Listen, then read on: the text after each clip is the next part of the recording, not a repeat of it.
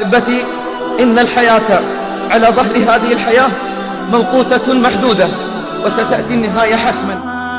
ستموت، نعم ستموت.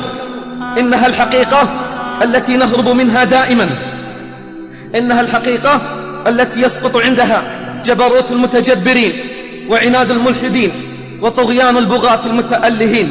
إنها الحقيقة التي شرب من كأسها العصاة والطائعون، وشرب من كأسها الأنبياء والمرسلون. قال الله: وما جعلنا لبشر من قبلك الخلد أفإن مت فهم الخالدون. كل باك سيبكى، وكل ناع سينعى، وكل مذخور سيفنى، وكل مذكور سينسى. ليس غير الله يبقى، من علا فالله أعلى. اعلم بارك الله فيك أن لا سبيل للخلود في هذه الحياة.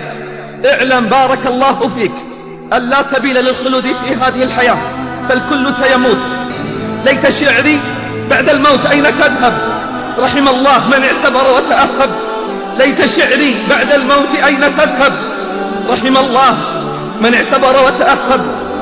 يا ابن العشرين كم مات من أقرانك وتخلفت، يا ابن الثلاثين أدركت الشباب فما تأسفت، يا ابن الأربعين ذهب الصبا وأنت على اللهو قد عكفت، يا ابن الخمسين أنت زرع قد دنا حصاده، أنت زرع قد دنا حصاده، لقد تنصفت 100 وما أنصف. يا ابن الستين هيا إلى الحساب فأنت على معترك المنايا قد أشرفت. يا ابن السبعين ماذا قدمت وماذا أخرت، يا ابن الثمانين لا عذر لك فقد أعذرت.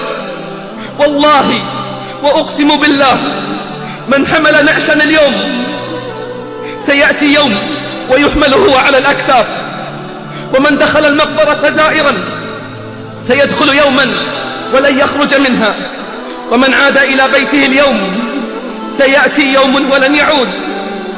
تفكروا أحبتي وتيقنوا، تفكروا أحبتي وتيقنوا أن الموت حق لا بد منه.